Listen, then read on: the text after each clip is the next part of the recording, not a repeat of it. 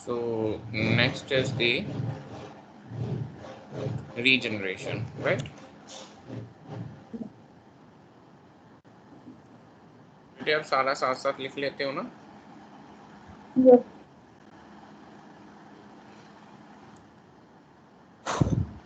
Regeneration में क्या होता है? That is the ability of the organism to regenerate or to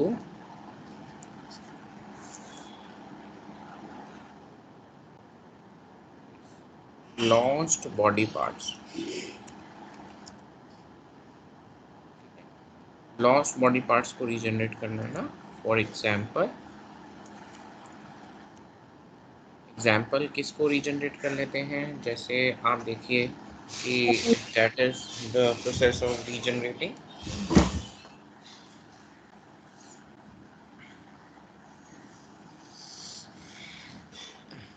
that is in case of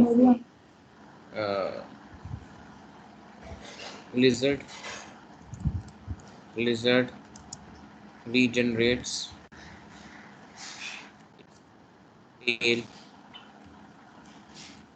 जब उसकी टेल टूट जाती है तो वो एक नई टेल रीजनरेट कर लेती है ना.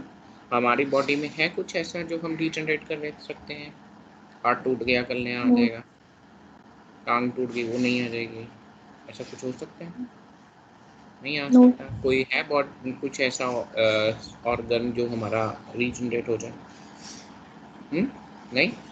सो है हमारे पास स्किन रीजनरेट होती है. Skin is the largest organ. सबसे बड़ा ऑर्गन स्किन है हमारा बॉडी का. एंड स्किन इन ह्यूमंस ऐसे लिख सकते हैं, in humans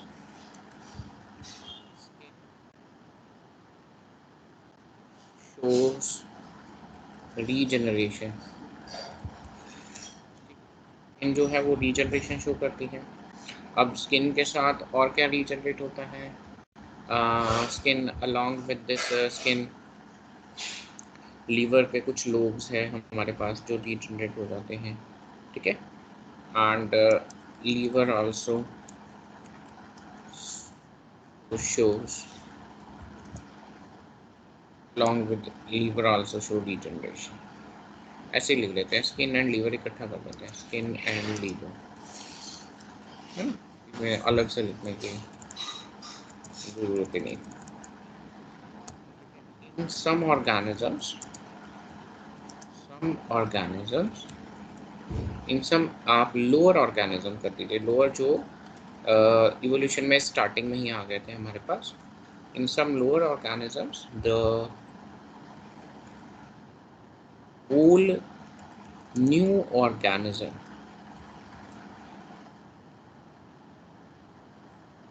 will regenerate from the lost body part, from the fragment.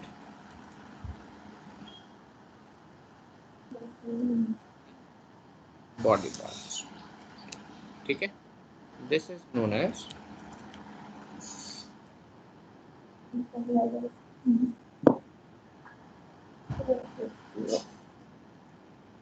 true regeneration.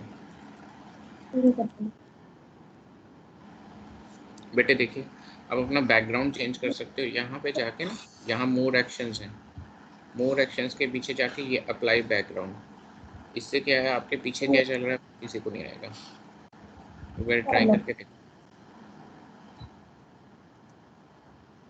है ऑप्शन? No, sir. नहीं. No, sir. चलो कोई बात नहीं. Planaria is a kind of platform. Platform में ये एबिलिटी है जो आपका लॉस्ट बॉडी पार्ट है वो पूरा नया बन के आ जाता है. और क्या है कि उसके टुकड़े से पूरा नया ऑर्गेनिज्म जनरेट कर जाएगा. That is the unique feature. और इसे हम क्या कहते हैं? That is called true regeneration. इसे हम ट्रू रीजनरेशन कहते हैं. Okay. Yes. Done. Now reproduction in honeybees.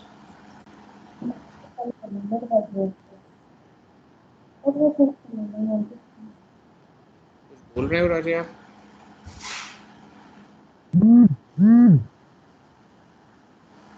हैं हिमांशी?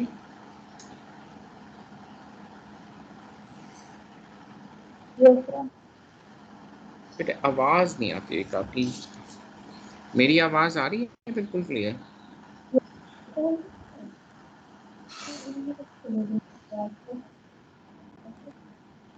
क्या कह रहे हो राजे?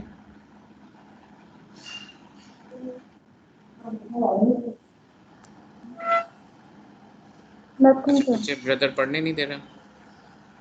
Yes, sir. दो तो खींच के लगा दो तो। रिप्रोडक्शन इन हनी बीज।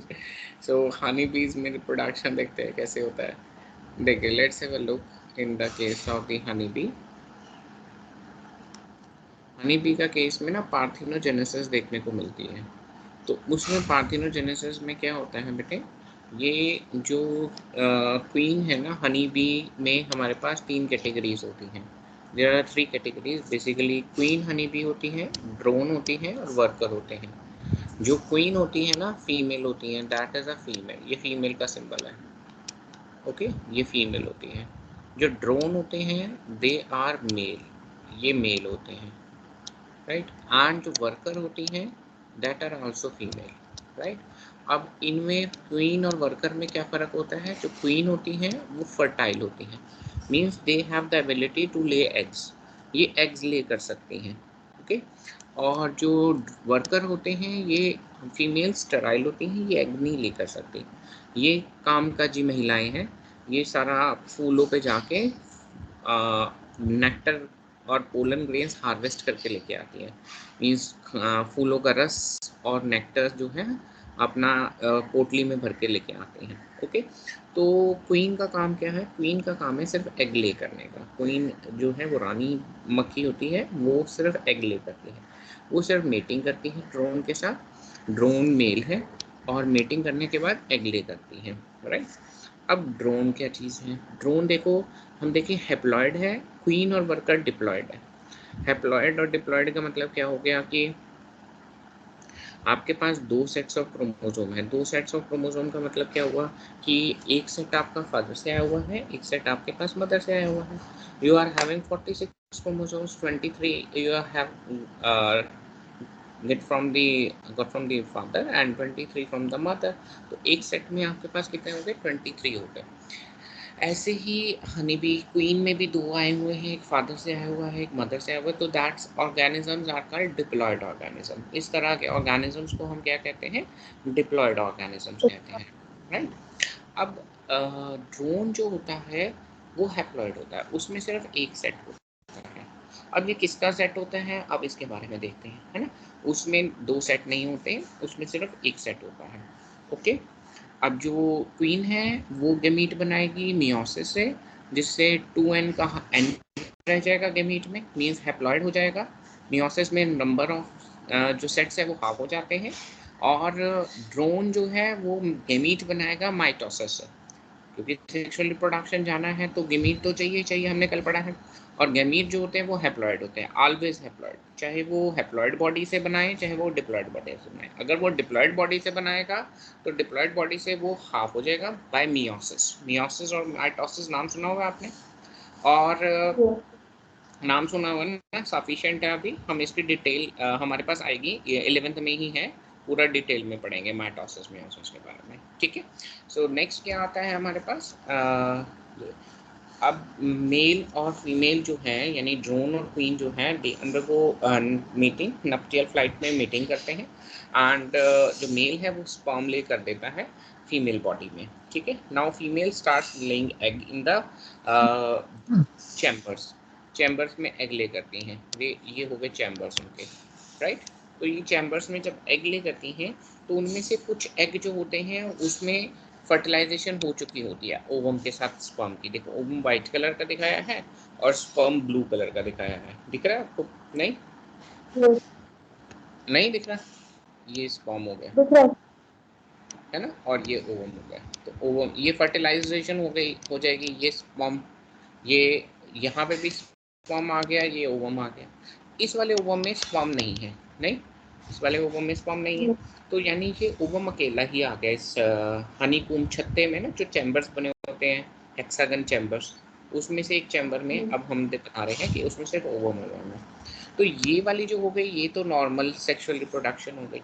सेक्सुअल रिप्रोडक्शन में क्या हुआ कि मेल फीमेल के मीट फ्यूज़ किए, एग फर्टिलाइज हो गया, जाइगोट बना, जाइगोट से एम्ब्रियो बना, एम्ब्रियो से डेवलप होकर नया और इंडिविजुअल बना। तो जो नया इंडिविजुअल बनता है डिप्लॉयड सेल से, zygote is a diploid cell, diploid cell से जो भी नया इंडिविजुअल बनेगा दैट इज द फीमेल, वो हमेशा फीमेल बनेगी, राइट। ओके, अब फीमेल क्वीन बनेगी या वर्कर बनेगी, वो किस पर डिपेंड करता है?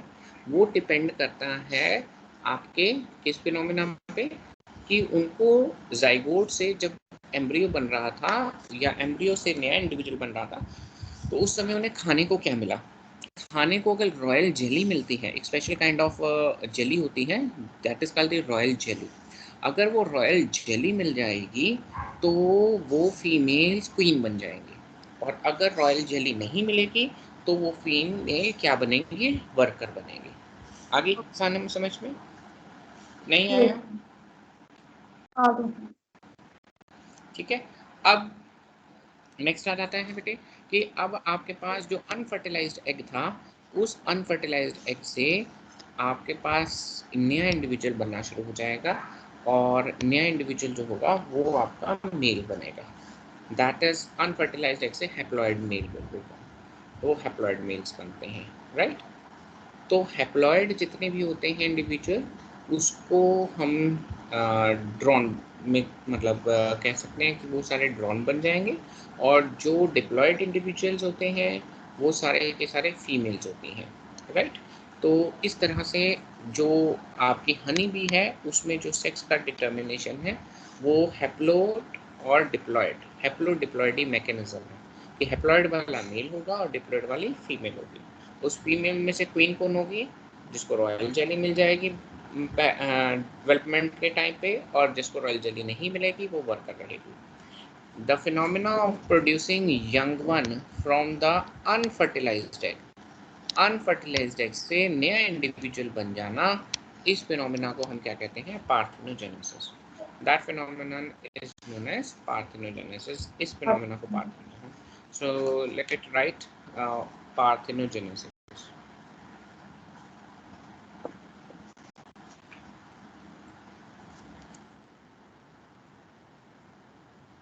पहले यहाँ पे लिख देते हैं haplodiploidy mechanism of sex determination in present is present in the honeybees,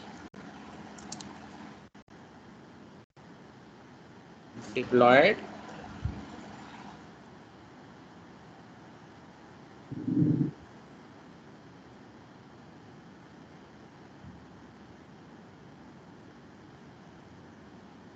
individuals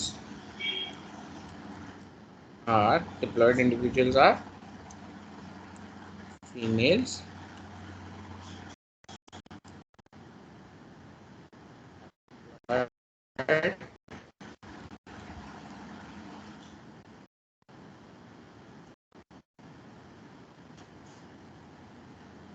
individuals are male, male में ब्रैकेट में लिख दो drawn.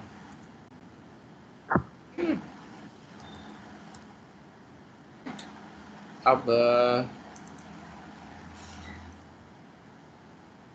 During the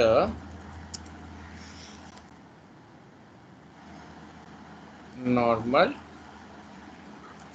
sexual reproduction,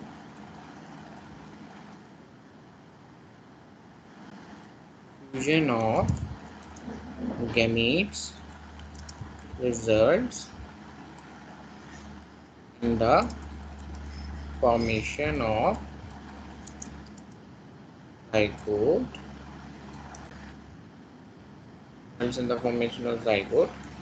that develops into mean if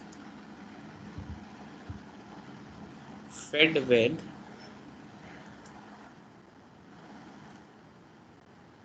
royal jelly.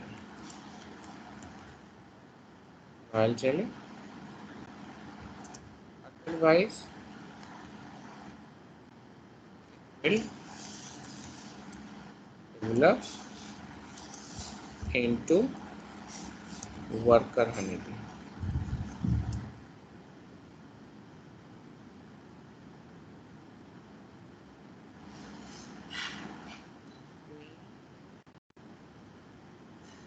Honeybee is fertile and lay eggs. Worker honeybees are sterile and बस will stay sterile है तो lag तो ले ही नहीं कर सकते, राइट। जी अब नेक्स्ट आ जाते हैं कि हमारे पास जो मेल्स होते हैं, मेल और drones are produced from the unfertilized egg. Unfertilized egg. This phenomena of formation of new individual from unfertilized egg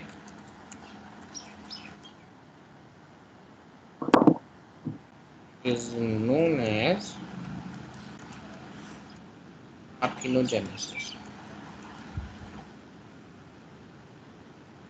ठीक है, इस फिनोमेना को हम क्या कहते हैं, पार्थेनोजेनेसिस। क्लियर हो गया बेटे?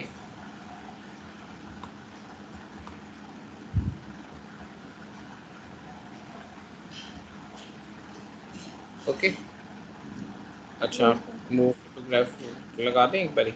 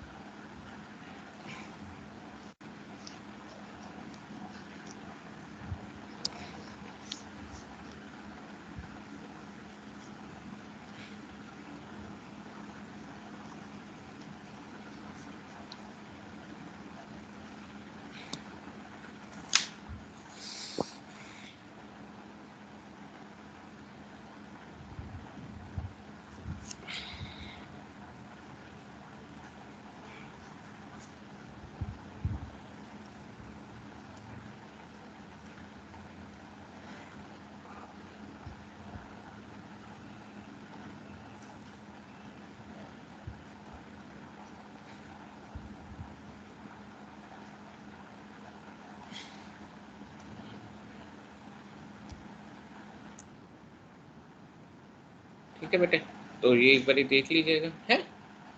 Now tell me, reproduction is a defining feature of living organism.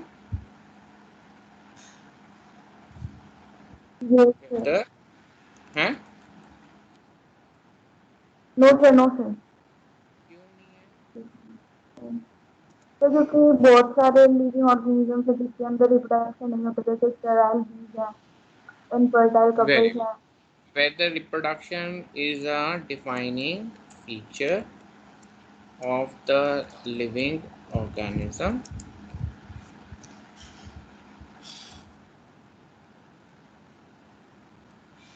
No. Most of the few कर देते, most नहीं है, few है, few of the living organisms are sterile and unable to undergo production. Okay, for example,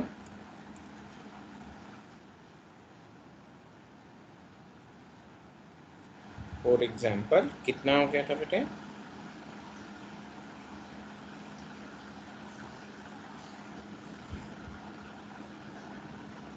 sterile human couple,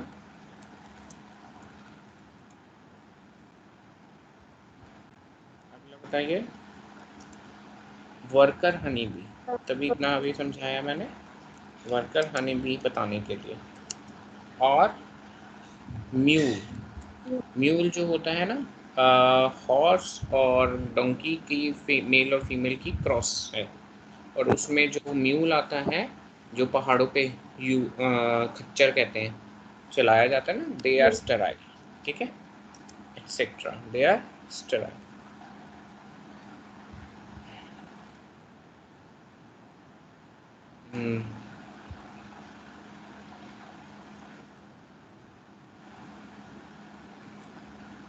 next है consciousness.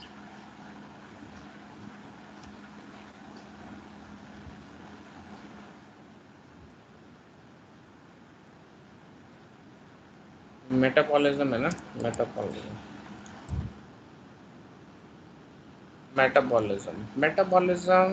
it is the sum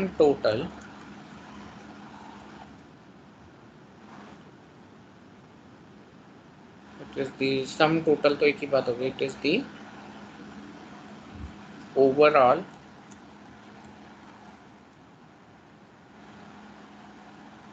anabolic and catabolic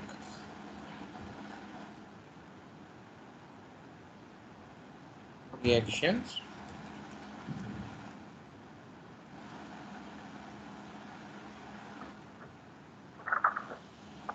occurring in the body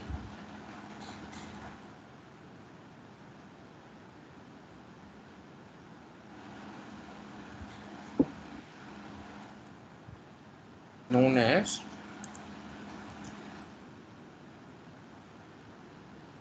metabolic reactions,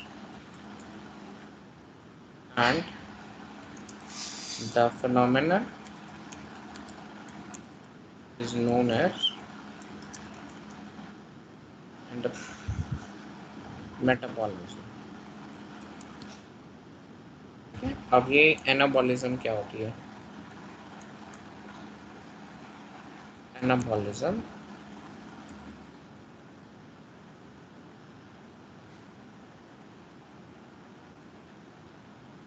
is the phenomena in which a complex material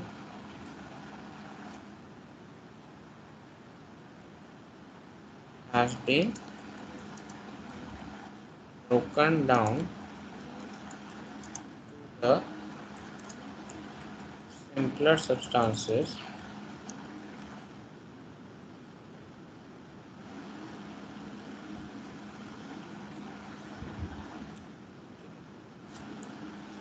बड़ी चीज छोटी चीज में तोड़ दी जाती है।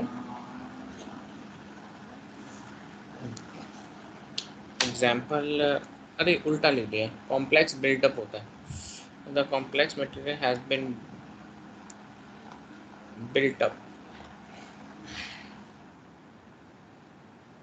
built up from the, ठीक है, कॉम्प्लेक्स चीज बनती है छोटी छोटी चीजों से, राइट। तो एग्जाम्पल क्या आ गया, फॉर्मेशन ऑफ बोन्स बनी है ना हमारी बॉडी में। Bones have been formed from the simple substances, bones inside the body by the deposition of simple salts की डिपोजिशन से आपके पास क्या बना है, राइट। नाउ कैटाबॉलिज्म, कैटाबॉलिज्म क्या होता है बेटे, ये फिनोमेना है, इसमें ब्रेक डाउन होगा। The phenomena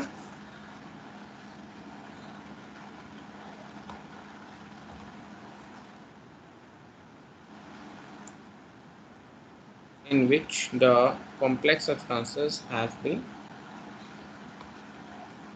broken down to the simpler substances. Example,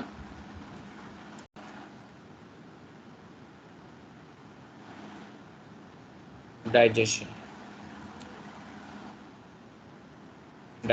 of food, in which the complex food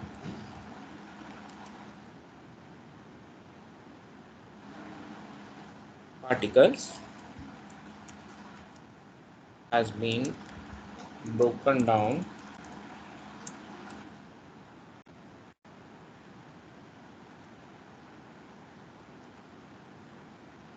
to simple molecules. Simple molecules में तोड़ के हम लगा देते हैं। सो एनाबॉलिज्म और कैटाबॉलिज्म का टोटल ओवरऑल जो है वो क्या होती है, मेटाबॉलिज्म होती है। तो अब मेटाबॉलिज्म कहाँ होती है, सिर्फ लिविंग में होती है। ओके, मेटाबॉलिज्म सिर्फ लिविंग में होती है, यानी कि साइमल्टेनियसली दोनों चीज़ें इकट्ठे होना आपकी बॉडी में, दोनों इवेंट्स एट ए टाइम चलना, that is the unique to the living organism. Metabolism is the defining feature of the living organisms, ठीक है। लिविंग ऑर्गेनिजम्स का डिफाइनिंग फीचर है, ये दोनों चीज़ें साथ साथ होती हैं हमेशा बॉडी में। नॉन लिविंग में अगर होगी तो या तो टूटने वाली प्रोसेस होगी या बनने वाली प्रोसेस होगी, एट ए टाइम एक चीज़ नहीं होगी, राइट। मतलब एट ए टाइम दोनों चीज़ें नहीं होगी। ओके, अब मेटाबॉलिज्म हो गया, डिफाइनिंग फीचर हो गया लिविंग ऑर्गेनिज्म का। तो अब बताइए कितनी मिल गई आपके पास कितनी फीचर ऑफ लिविंग ऑर्गेनिज्म। अगर आपके बॉडी की रिएक्शंस को हम बाहर करवाएं आउटसाइड द बॉडी, तो वो क्या लिविंग होगी या डेड होगी। मान लीजिए जैसे ये मुंह के अंदर हमारे सलाइवा आता है, इसमें एंजाइम्स हैं। सो एंजाइम जो होते हैं वो फूड को डाइजेस्ट कर लेते हैं। तो आपने सलाइवा बाहर आपने टेस्ट ट्यूब में निकाल लिया थूक, और उसके अंदर अब आपने रोटी डाल दी, रोटी डाइजेस्ट हो जाएगी। तो अब वो जो डाइजेशन है वो हो गई, तो वो क्या लिविंग है या नॉन लिविंग है। So the enzymatic reactions carried out outside the body in vitro. बेटे ये इन विट्रो ध्यान रखना, इन विट्रो का मतलब क्या होता है कि आउटसाइड द बॉडी की जाती है, और किसी कांच की चीज़ में की जाएगी, या तो कांच की टेस्ट ट्यूब हो गई, या कांच की प्लेट हो गई, या कांच की कटोरी हो गई, यानी कि ग्लास में जब ग्लास के वेसल में करते हो तो वो इन विट्रो होती है, outside the body in vitro. Clear? Yes sir. तो इन विट्रो बताइए क्या होगा? Known the living. Reaction is neither living nor non living, ना तो neither living thing nor non-living thing,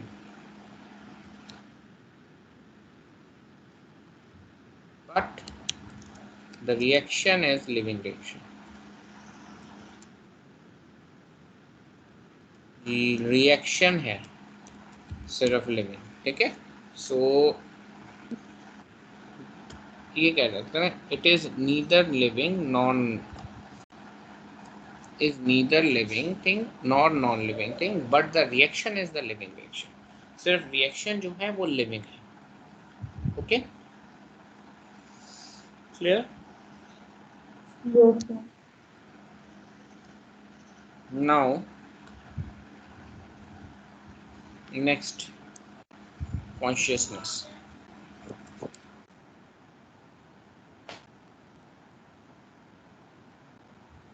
consciousness क्या होता है?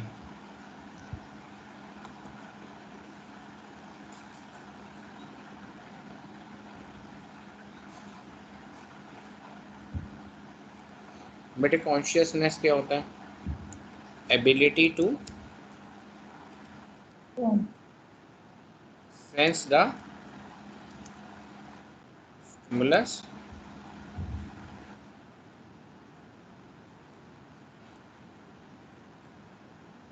and mounting suitable response to the stimulus. Stimulus क्या चीज़ होती है? What is stimulus? मीन्स आपने क्या हुआ कि कोई भी change, stimulus is, what is stimulus? Stimulus is any kind of physical, chemical, behavioral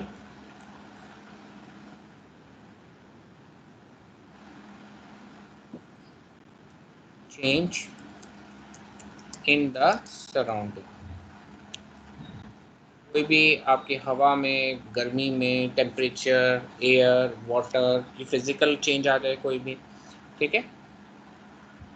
chemical, कोई एसिड गिर गया, बेस गिर गया, पानी गिर गया, मतलब केमिकल में अंदर कोई चेंज आ जाए। बिहेवियरल, आप सामने मूवी देख रहे हैं, आपको डरावना कोई आगे चीज़, कोई हंसने वाला आ गया इवेंट, कुछ एंटरटेनमेंट वाला आ गया, नाच गाने वाला, आप उठ के नाचने लग गए। So that is the surrounding में कुछ चेंज आया और उसे हम कहते हैं स्टिमुलस। जो भी आपकी नॉर्मल सराउंडिंग है उसमें कुछ बदल गया तो दैट इज़ अ स्टिमुलस। और उस स्टिमुलस को रिस्पॉन्स करना सुटेबल, उसे हम क्या कहते हैं? Consciousness. Clear? And giving suitable response to this is known as consciousness. So अब बताइए, it is the most obvious and technically complicated.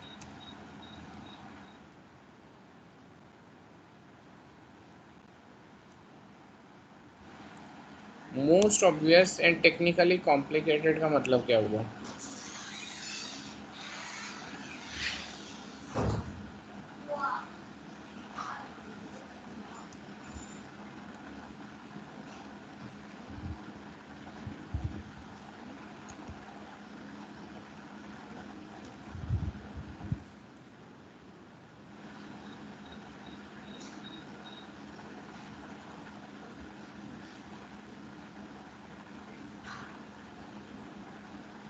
ये देखिए,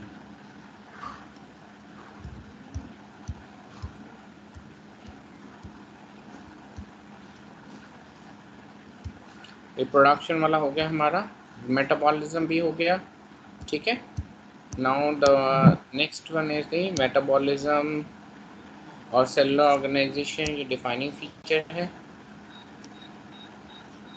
नाउ कॉन्शियसनेस में देखिए, it is the most obvious and technically complicated feature, right. ये सबसे technically complicated feature है सिविल लिविंग ऑर्गेनिजम्स का.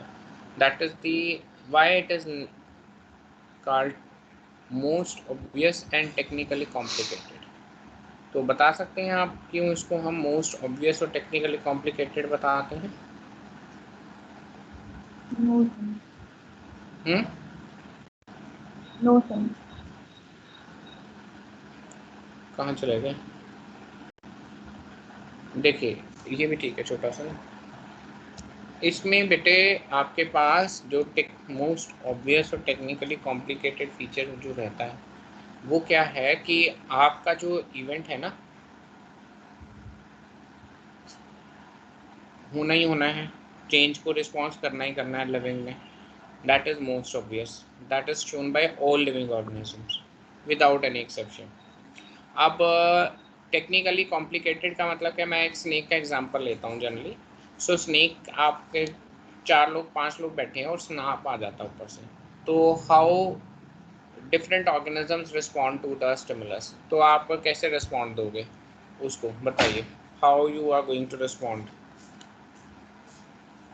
तो वहाँ से भाग जाएंगे.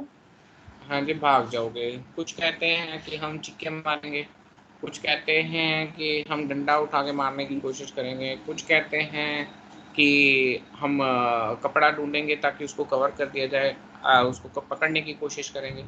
सो there are several responses to the same stimulus. एक ही स्टिमुलस था, सारे ह्यूमन हैं, कोई रिस्पॉन्स दे रहा है आपका उसको मारने का, कोई कह रहा है कि भाग जाओ, कोई कह रहा है उसे पकड़ लो, कोई कह रहा है उसे डंडा मारो, भाग जाएगा.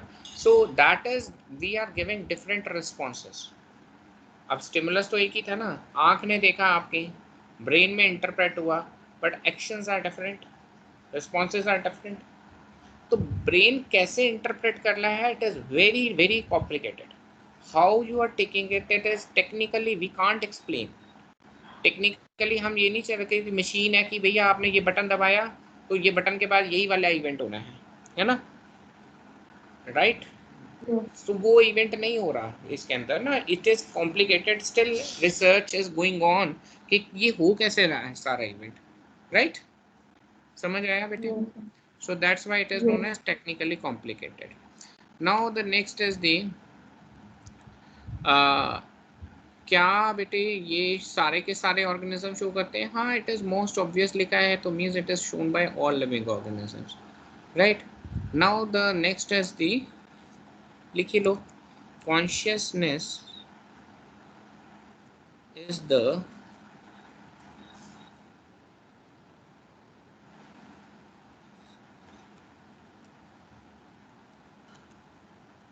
is the defining feature of all living organisms. ठीक है, डिफाइनिंग फीचर है सारे लिविंग ऑर्गेनिजम्स का, that is for sure. Now क्या कॉन्शियसनेस उस पेशेंट में है जो आपका कोमा में पड़ा हुआ है? Whether the patient lying in the hospital, comma patient, ऐसे लिखो, patient whether the patient in coma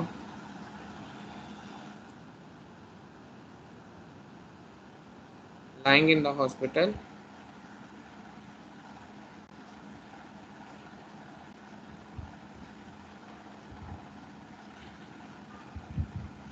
supported by life saving machines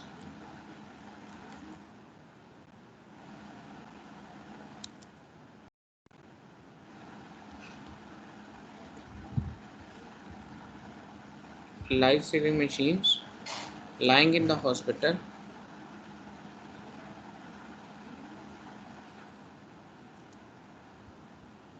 considered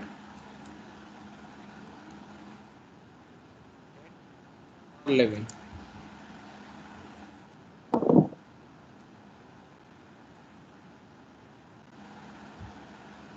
बताइए, कॉमा पता है क्या होता है? मीन्स कोई रिस्पॉन्स नहीं कर रहा, कॉमा पेशेंट। ओके, अब ये कॉमा पेशेंट है, हॉस्पिटल में है, तो बताओ ये लिविंग है या डेड है?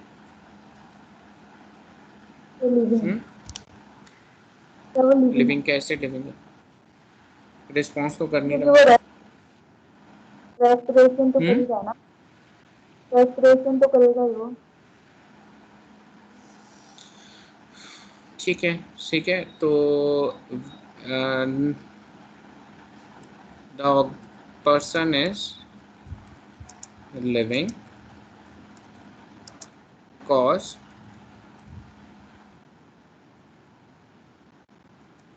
metabolism is still going on inside the body।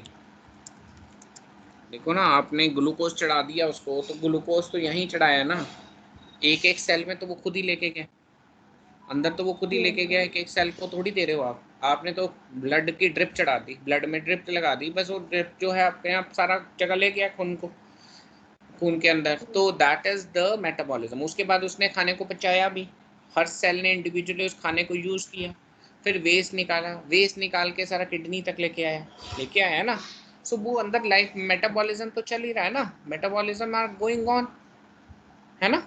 So that's why the organism is living, ठीक है, inside the body, until unless सारी जो इंस्ट्रक्शंस है ब्रेन से यानी बंद ना हो जाए, तब तक वो डेड नहीं होगा। Until the brain is dead, जब तक ब्रेन डेड नहीं हो जाएगा तब तक वो लिविंग है, ठीक है, अनटिल ब्रेन इज डेड, जब तक ब्रेन ना इंस्ट्रक्शंस देना बंद करता है। Okay, now the next is a self consciousness.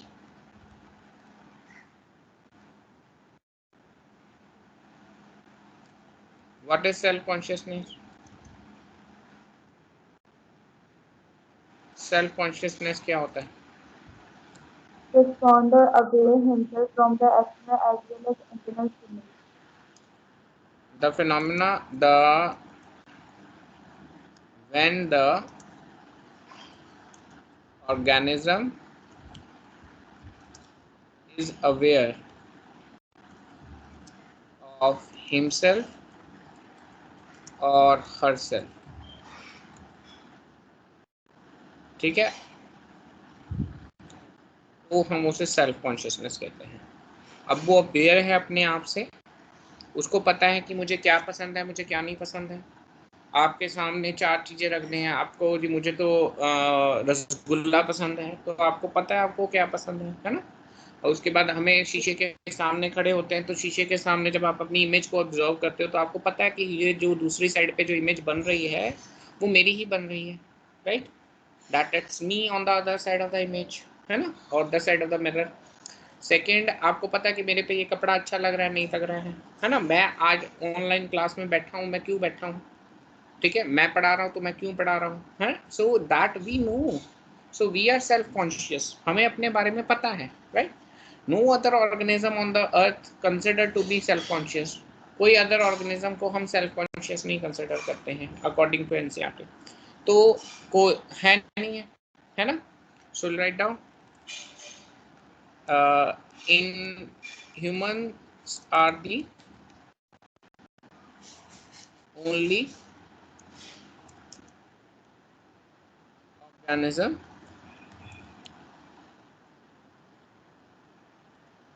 who are self conscious,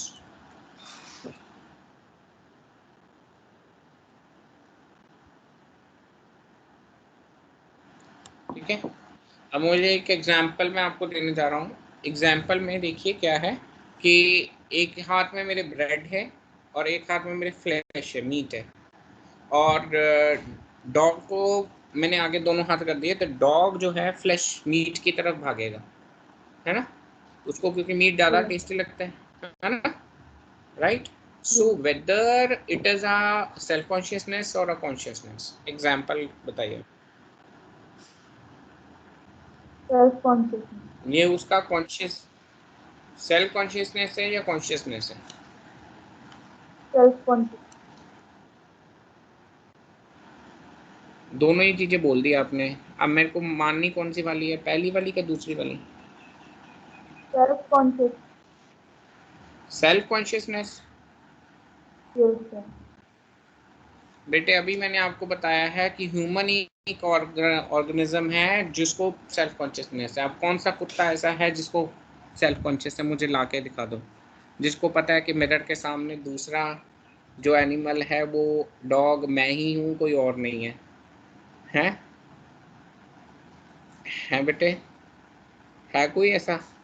ढूंढ लिया आपने? ये नहीं, इन दोनों की चीजों में से उसको कुछ डिसाइड करना होगा तो सेल्फ कॉन्शियस ही हुआ।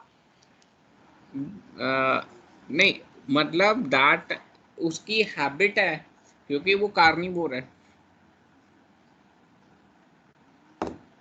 वो कार्निवोर है और उसको पसंद ही, वो तो मजबूरी में खाना पड़ता है उसे रोटी चावल तो। इज अ कार्निवोर, बेसिकली वो कार्निवोर फैमिली से बिलोंग करता है ना, कैनिडी कार्निवोरा ऑर्डर से बिलोंग करता है। तो कार्निवोरा मीन्स सारे जो मांस खाने वाले हैं। ओके, ठीक है। अब मांस से कोई भी रख दो सारे खा जाएगा। सो नो ऑर्गेनिज्म, कोई भी आपको एग्जांपल आए पेपर में, आपने ह्यूमन को ही टिक करना है और कुछ भी आपको घुमाते रहें एग्जामिनर, आपने बिल्कुल नहीं घूमना। आपने यू हैव टू स्टिक कि humans are the only self consciousness, किसी और को कुछ नहीं पता। सेल्फ कॉन्शियसनेस का सिर्फ एक एग्जांपल है ह्यूमंस, राइट? क्लियर हो गया बेटे?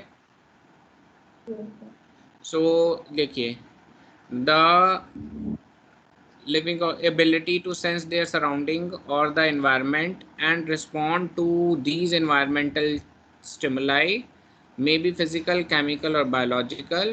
We sense our environment through our sense organs. Plants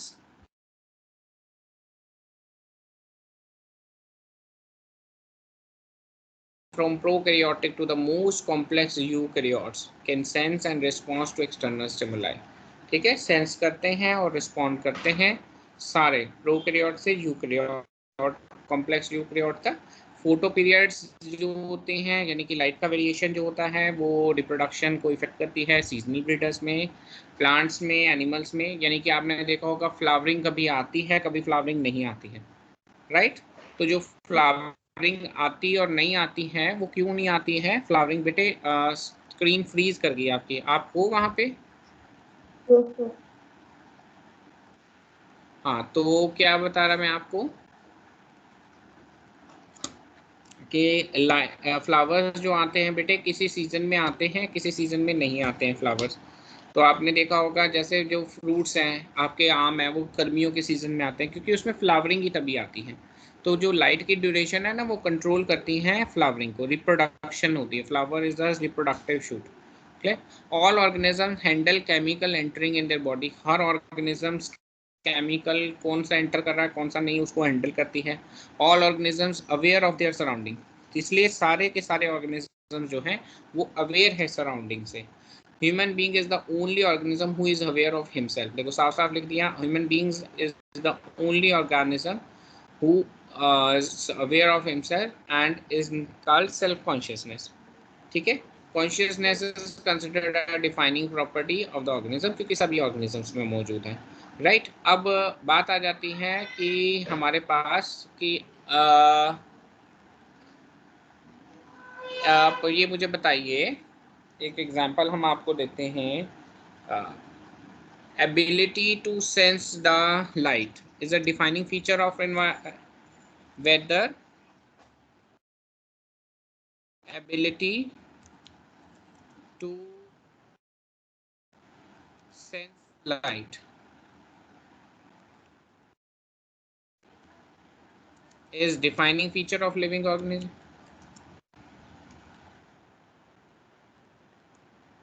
Yes, Yes.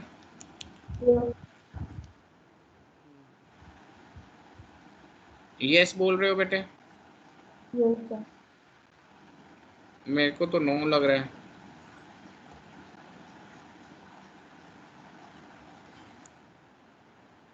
No. क्यों? बहुत सारे ऐसे ऑर्गेनिज्म हैं जिसका लाइट से कोई लेना देना नहीं। बैक्टीरिया, बहुत सारे बैक्टीरिया है, उसको लाइट से कोई लेना देना नहीं। आपका ये दही है, दही बैक्टीरिया से बनता है ना? तो आप ढक के रख देते हो बैक्टीरिया को। बैक्टीरिया को क्या लेना देना, रोशनी है नहीं है, उसने मल्टीप्लाई करी जाना। They are also living. हमें तो सभी को कंसिडर करना है ना, ऑल वाला आना चाहिए feature. Even though non living कोई नहीं है, हमें पता है लाइट से कोई इफेक्ट नहीं होता उनके ऊपर, बट सेंस नहीं करते लाइट को।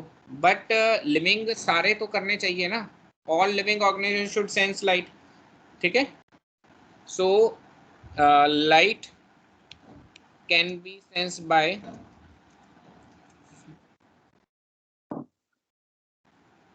Mostly higher plants,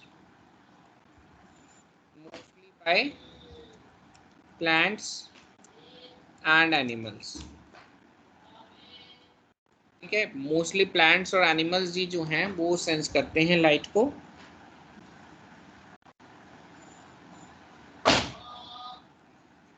but few organisms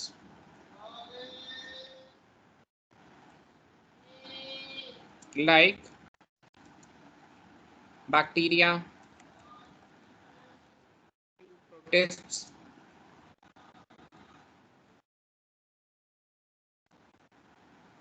fungi, ये सब कुछ ऐसे ऑर्गेनिजम्स हैं, माइक्रो ऑर्गेनिजम्स जिसको हम कह देते हैं। मींस ओवरऑल अगर हम कैटेगरी दें micro organisms,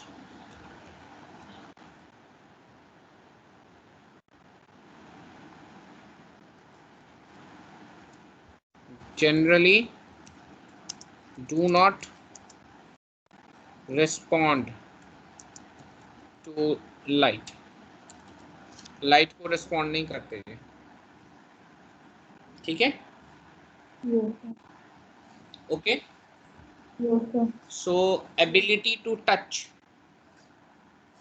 touch is a defining feature of living organism.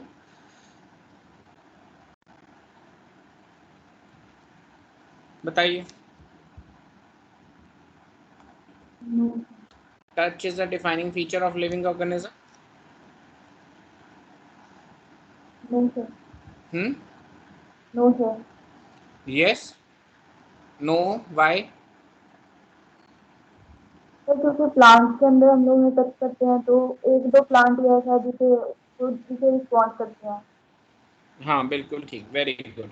So few plant है, मिमोसा पुडिका हो गया, छुई मुई हो गया, वो कर देगा बस। अदरवाइज 99.99% प्लांट जो है वो रिस्पॉन्ड नहीं करते।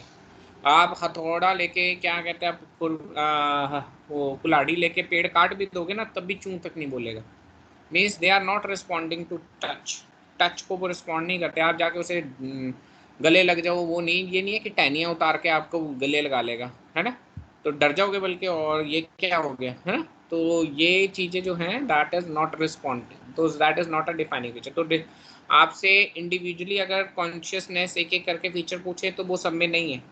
कॉन्शियसनेस में सारे फीचर्स आ जाते हैं। सेंस बाय लाइट, मतलब जो भी आप कर सकते हो, आई से, नोज से, ईयर से, माउथ से, जो भी आप सेंस कर सकते हो आप में, मतलब वो सेंसेस को फील करने के लिए सेंस ऑर्गन्स हैं। और सेंस ऑर्गन्स जो प्रेजेंट है वो आपके सेंस कर लेंगे डिफरेंट चीज़ें। ऐसे ही हर एक ऑर्गेनिज्म में कुछ ना कुछ सेंस करने के लिए है। So that's why we are saying consciousness. Consciousness एक ब्रॉड टर्म है जिसमें सारी सेंसेस इंक्लूड हो जाती हैं, और उनमें से कोई ना कोई सेंस किसी ना किसी ऑर्गेनिज्म में मिल जाती है। अब जैसे हम बैक्टीरिया की बात कर रहे थे, तो बैक्टीरिया टेम्परेचर सेंसिटिव है, तो टेम्परेचर को सेंस कर सकता है। लाइट सेंसिटिव नहीं है, बट टेम्परेचर को तो सेंस कर सकता है, केमिकल को सेंस कर सकता है। समझ आ गया? यानी कि कोई भी अगर सिंगल फीचर को भी सेंस करेगा तो वो कॉन्शियस है। बैक्टीरिया कॉन्शियस कब हो गया कि कोई अगर सिंगल फीचर को भी सेंस कर लेगा। राइट? अब Yes, एनसीईआरटी है बेटे आपके पास? yes, sir. यस के नो? Yes sir. पता नहीं, अब समझ नहीं आ रहा, सिर हिला के बता दो आप क्या बोल। एक आवाज़ कम क्यों आती है, मुझे ये समझ नहीं आता। Very good. तो अब आप ना इसमें से पढ़ के रखिएगा, 2 पेज आपके करा दिए यहाँ तक, राइट। तो कल हम जो है ना टेक्सोनॉमी वाला पार्ट शुरू करेंगे, ये डाइवर्सिटी इन लिविंग वर्ल्ड। कल यहाँ से शुरू होगा हमारा next, diversity in the living world, right. Yes. चलिए, thank you so much, have a nice day, take care. Thank you.